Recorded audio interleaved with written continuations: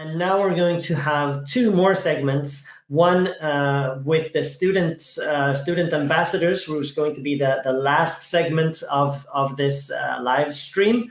And before that, we're going to have a very important conversation about women in technology. And therefore, I want to welcome Edu Abasi to join me on the set. Welcome. Thank you, Magnus. I've been listening in. I've been listening for the past 10 minutes, and then I sort of met the other person talking, and I would say this is very interesting. It's my first time here, and now I'm asking myself, why are you not part of this amazing community? Well, I mean, Global Azure is the power of every community around the globe that are excited about Azure technology, and then added up together. And the sum of that total is more than the parts, more than the wonderful individual communities. It's a great event, and we are so happy to be able to instigate this every year, and the excitement around it you have seen with your own eyes. It's great. Let's talk about you. Welcome to our show. So you are now, where are you, by the way, physically in the world? Okay, so right now I'm currently in Lagos, Nigeria. So I'm dialing in from Lagos, Nigeria. Okay, great. And you have a background. Do you still work at Microsoft? Yes, I still do. No, I still do. So I have a background in software engineering and a master's in some really fancy stuffs, artificial intelligence and the like. And this is in a time when that was not a thing. So this is over 10 years ago. And then currently I work in Microsoft. I manage the startup ecosystem for Microsoft across West and East Africa. And then I'm also very passionate about having a lot more women into technology. So I also run an organization called Wentors. And primarily that's why I'm here. That's definitely why you are here. But I mean, so you don't have enough to do with just doing the startup communities and just working for Microsoft. You also run a women in community, women in tech community. So, you don't have enough hours in the day, I can imagine. Yeah. Yeah. And in addition to that, I'm a mom. I'm a mom of two. So if you add... That's the most important one. Yes, that's the most important one. But the second most important, I'm sure, is for your passion to grow the presence of, well, more and more women, more and more fantastic technologists who are also, in fact, women in our industry. So tell us about how did that get started? Right. Okay. So, very interesting. Again, when I talked about my background, that I have a background in software engineering. So I think pretty much my love for getting more women into the technology field started right from college. So I had gone in to study software engineering, and I remember clearly in my class of software engineering, we were only 2 females. And so it was like, and then the second female is my best friend today. I mean, we had no reason not to be best of friends because we were just 2 of us in a class filled with men. However, and then for me, interestingly, after that, I had moved right from undergrad straight to do my master's.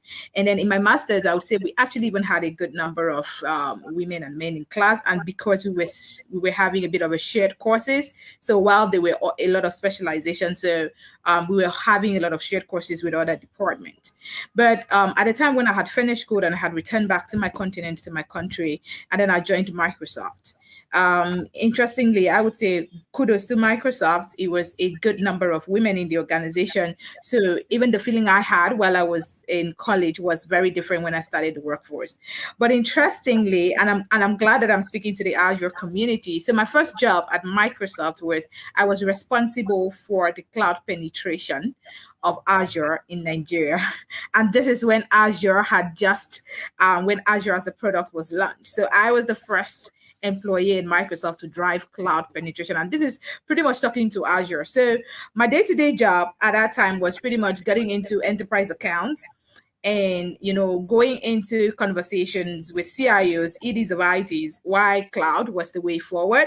And I still remember always having to go through this very interesting analogy, looking back and reminding them that, back in the day, my mom was an executive secretary where, you do the whole typewriter shorthand of really back in the days. And now see how that evolved into what we call the computer system today and all. So I remember always trying to use this analogy with CCH people and saying, you need to migrate. But something that was very, profound for me was that, that comfort zone for me was when I get back to the office. So when I get back to the office primarily, and then I'm meeting, okay, there's a lot of female colleagues. But when I'm out there and I'm having these conversations with CIOs, EDs of ITs, they were all men. And then a couple of times I've had to be in the boardroom in our customer ecosystem. I'm just realizing, oh, I'm the only female right here. So I had learned to sort of grew my own muscle to ignoring and be like, okay, you're still, irrespective of whether there are men in the room, but you need to own your voice. And so for me, it was Wentors in itself came about, right about after I had all these experiences, and I'm like, what could be my contribution to this to make a difference? And what happened right after that is I started being part of so many initiatives across the country and even across the continent around getting a lot more women into STEM, getting a lot more women into technology, going right there into high school to be an ambassador of why women should be in tech or women should get into STEM. So something I also noticed was there's a lot of this initiative, which was really, really fantastic and really good. But I didn't quite see that translate to the number of women we had in our my customer ecosystem, in our partner ecosystem at Microsoft, or within the technology ecosystem. And so for me, I sort of just felt there is a missing puzzle here, and quite like that. So it's more. So I felt there is a leaky pipe. So there's something pushing more women into STEM, and then that's not necessarily translating to the number of women that we're finding in the workforce. And so with research and with curiosity, I sort of dug into, and I was like, okay, maybe I can fix that missing puzzle. And then for me, that missing puzzle was around the power of mentorship. And primarily that's why Wentors was birthed. So Wentors is an organization that is focused on mentoring women and getting a lot more women into technology through mentorship. So having a woman who's advancing her technology career, mentor an upcoming woman, or mentor that final year computer science student in college that is looking to get into tech. And this is really soft skills specific, the kind of things that you are not otherwise taught in school, but it stares you in the face when you start a job. Yeah. So in summary, that's the story around how Wentors came to birth. That's a very inspirational story indeed. And you were mentioning how few women, you were only 2 in your class, right? And I have to honestly say, so when I was studying, this is now also quite a few years ago. Let's not talk about how many, but when I studied, it was similar. I had a similar experience as well. It was basically in my class, wall to wall men everywhere. And then maybe a few 2 or possibly 3 women in a class. And after the first semester, they never came back. So basically then it was mostly almost entirely men. And that is a terrible misalignment that we have to, of course, address. And I'm very happy that you are doing that. And I think that the notion of having mentorship as kind of like a support system, that there is a guidance and an inclusiveness, right? Right. To show over time, not only just saying hello, very welcome, anyone can come and join, and then nothing, right? If there's nothing, if there's nothing that follows up that, the women will be scared away and they will run away again and not come back, right? Yeah, absolutely. And I'll say pretty much that's the puzzle that we're looking at, that we're trying to fix at Wentors. Because again, when we look at it as, it's very interesting to have, let's get a lot more women into STEM, let's get a lot more women into technology. But there's also a lot of things that will stare them in the face as they start off that journey. So while we're saying, yes, their technology career is really fantastic, but there are the salient things that you're never taught in school around. I mean, if I was to mention a couple at the top of my head, nobody teaches you how to PowerPoint presentation. Nobody teaches you how to communicate or even how to personally brand yourself if you're someone that is a customer facing person. And so our approach towards the mentorship is also around, and I mean, if you would agree with me, there's a whole lot of other things beyond career that a woman have to navigate, from being a mother to being a wife and all of that. And I think something we've also realized is that as we see a lot of women, start off the career and maybe get into motherhood journey, it's the struggle is a lot more. And Yeah, so having someone who's gone through that before, who is probably just sharing with you how the structures she had to put in place or how she was able to navigate that journey. I think with we personally as an organization, as Wentors feel, the more we have that, the higher the chance of having these people who've been advised to come into tech, the higher the chance of having them survive it, stay true to it, and move on to the next and to the next thing. of course. Yeah, that makes sense. That you would have the people that um, have taken this journey as you describe it, right? Um, because it is a complicated one, and I'm a parent myself, but obviously I'm not a mother, right? But I'm a parent myself, and I know some of those struggles about balancing life, of course, as well as any parent would. I have seen some of my friends in this industry leave the industry when they became parents, and the only ones that was true for, they were women, not men. The men would have a child and come back, and many women would have a child and leave and not come back in the industry, and that's such a waste. So when you're talking about, you were saying soft skills, right? So again, what kind? How would you? Let's, if a woman was coming into the industry now, training a student, learning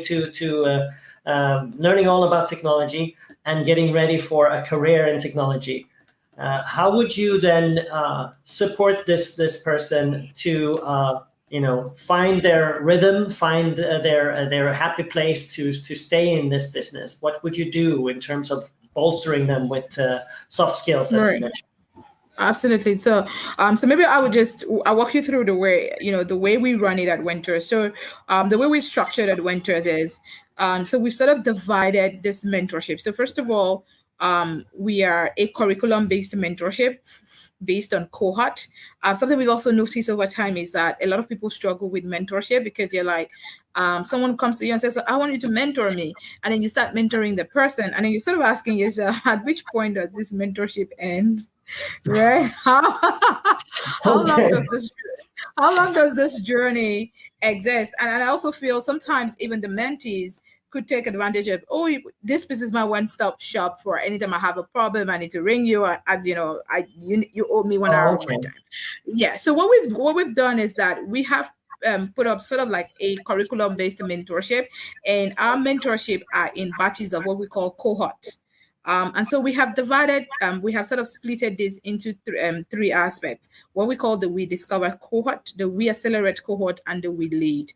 So the We Discover cohort are for women who are in their final year, between their final year in school and then 1 to 2 years in their career. And basically, what that does is that we get women who have over 4 years of experience mentor those ones. So you're a final year college student, right to you're at first year, your second year in your job.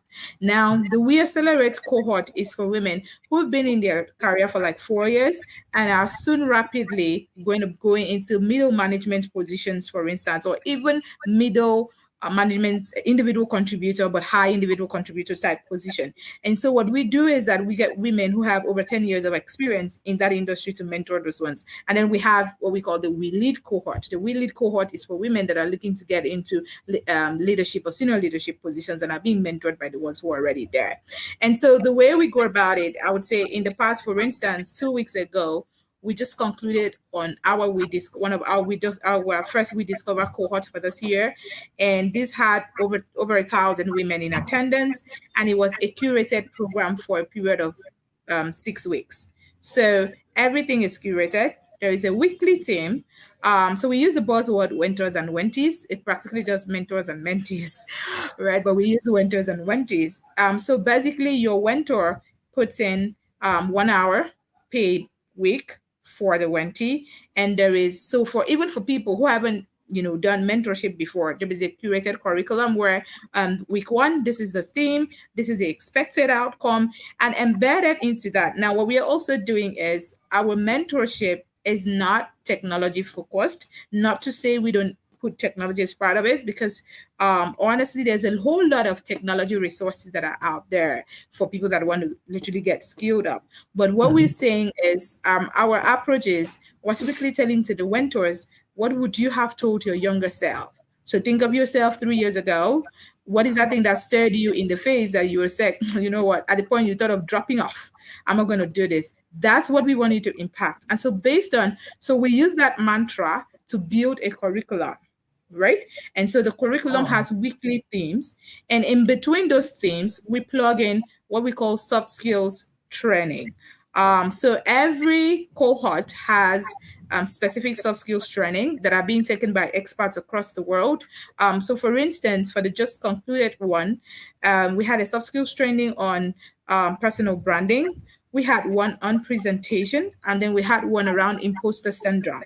And it was being handled by best of the best speakers in the world in this subject matter. And so they sort of work you through, and this fits directly into what the curriculum has. So that's the way we structure it. It's a structured mentorship program, and it's in batches.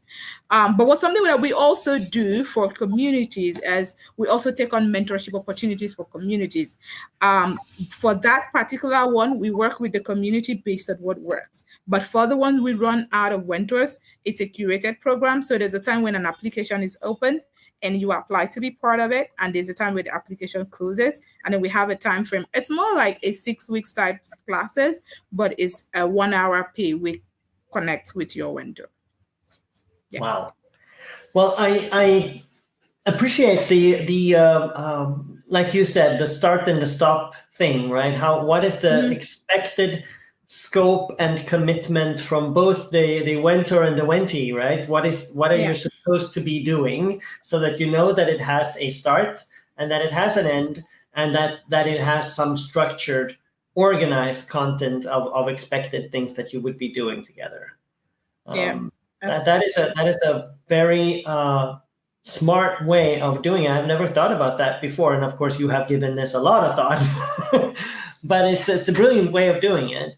So I appreciate that a lot. And so does that, how big is Wentors now? And I mean, are you worldwide, global? What are you trying to achieve? Or where are you now on your journey? Okay, so interesting. I think we've been an organization that is just shy of 2 years in few months. So we're almost 2 years old. We're global, so we do have our community members are all across the world. We have people out of Lagos, out of Kenya. We have people as far out of Australia, New Zealand, from America. So we have a lot of Europeans.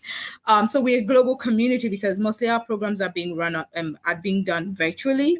We have a community size of close to 4,000 women globally. So far, we've impacted about 4,000 women through soft skills training, and even we do run some tech courses when we're not in cohort. And then in the mentorship itself, we've had over 1,000 women who has gone through one-on-one mentorship with people who are advanced. And I would tell you, the stories that have come out of there has been extremely phenomenal. Right, so we're growing. We have some really crazy bold ambition. We're looking to hit millions in few years. But yes, but first, yeah, go ahead. You were saying millions. No, I was saying that, we have some really bold ambitions. We're looking to hit like millions in a few years. Again, because we feel the number of women that have for us to have an equal, technology ecosystem, it's a lot. It's a lot of millions to go for. Right. Sure. And so we're looking to really ramp up and cover it up. But at the moment, we're like 4,000, and this has been in less than 2 years. That's still very, very, very good. And let me ask you this then. What is it that you need the most to grow your organization? I'm assuming you need Wentors and Wentees, of course. You need willing teachers and willing students. Absolutely. I'm sure that those exist. You need to find them, I'm sure, is a challenge, both sides of the story. But what is it that you guys need the most? How would someone support you, and which kind of supporters are you looking for? Fantastic. So there are two things we need the most. We need sponsorships. One, and then secondly, we need a lot of female mentors. So female mentors. So Wentors. So we need a lot of Wentors. So what we've noticed is that per time that we push out an appli and that we open up a cohort, we literally have times 10 the number of Wenties to Wentors. So Okay. so just putting those numbers into perspective, for the cohort that just closed, we had close to 2,000 women apply across the world to be mentored. It's just showing that there's a lot of eagerness of people wanting. I want to be under someone's tutelage. I want to learn. I have a lot of challenge. And then we had about 200 people registered to mentor, and so it was an extremely struggle on who gets the chance. So it's more like saying we had a 10%, 10 to 100%. And so we compensated the other people with a lot of soft skills training and all of that. So two things that Wentors need the most: sponsorship and a lot of Wentors, women who have experience in the technology ecosystem, to just register to be part of it and just impact the younger generation, or impact someone who would otherwise have dropped out of tech. But with your advice and with your leadership or with your guidance, you would be able to make a career out of technology. So those are the two things we need the most. Brilliant. And let's see if we can make the Wentors banner appear down below. Ta-da! Look at that. And so Got it. if you wanted to sign up as a or get in touch with you as a sponsor, you would go to the site, and there's a way to reach you. In case you want to, and the sponsorship, a sponsor is then a sponsoring company or something like that who wants to. And then if you want to sponsor as an individual, why not? Yeah. But yes, and then I'm very active on LinkedIn. So if you think your organization can work with us, more than happy. And something that we also do is we also do a lot of recruitment drives for organizations that are looking to get more women into their environment, or are looking to meet their gender quality goals and stuff. So we also do, because again, we have a portfolio of skilled up women who are also looking for jobs. So we can also work with you on a recruitment drive and open up our recruitment portals to you. Again, for us, it's all about bringing value to these women and helping them grow, and even helping them find the next opportunity. So if you're listening to us right now, you're like, oh, I will be more than happy to work with this woman, please drop me a LinkedIn message and I would be right in your inbox. Brilliant. That's wonderful. I'll be right in your inbox. And so that takes care of sponsors. Let's bring in many of those. And then what makes a good Wentor? And do people as mentors, Wentors, do they feel imposter syndrome themselves, maybe, and that's why they're not showing up, and they think that they cannot do it? What makes a Wentor? So I think for us, primarily what we have done is, as I say, we have tried to democratize mentorship. And we're saying to every woman that if you have up to 4 years of experience, actually, the truth is that if you have a year or 2 years of experience, there's definitely something in there that you can, there's a knowledge in there that you can share with someone who hasn't walked through that part. Yeah. And so we even with our Wentors, what we do is that we work closely with them. We guide them on how. So we've had a lot of people finish and said, oh, this was my first mentorship, and I thought I was just going to pass, but it was an absolute wonderful experience, and they come back to do it and do it over again. Something we also do through the mentorship, and which we also really found it to be very effective, is that our platform at Wentors, for the mentorship in itself, we do match people based on personality. So personality comes up a high percentage to how people are being matched. So so for instance, if I was to share, right, if I look at myself and I said I'm more of an introverted person, howbeit I'm a very audible and a very, person, but you can easily mistake me to be, oh, she's an extrovert, she's an outgoing person. I'm that person that likes to be indoors on a weekend, go under my duvet and watch Netflix. But now when I look at myself and when I look at my career journey, I would say my career growth has not been one that has been catapulted by necessarily networking with people in a pub or in a club. Not to say that, but it's just this is my personality. And so if I was to take on a Wenti, what would typically happen is we as part of the registration process, you probably go through what we call a personality test, because we believe that when you have similar personalities, it's easy for you to impact your learnings on the person, bearing in mind that the learnings here are, what would you have told your younger self, what would you have done differently 3 years ago?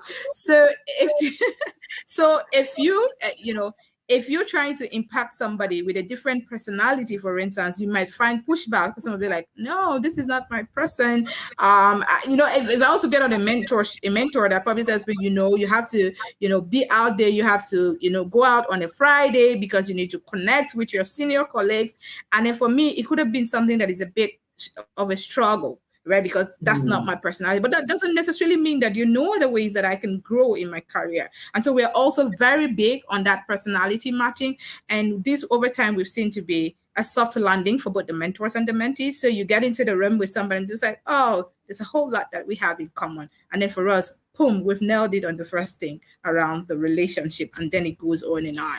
But for any woman out there that wants to mentor and is thinking, oh, I probably have an imposter, I would say just register.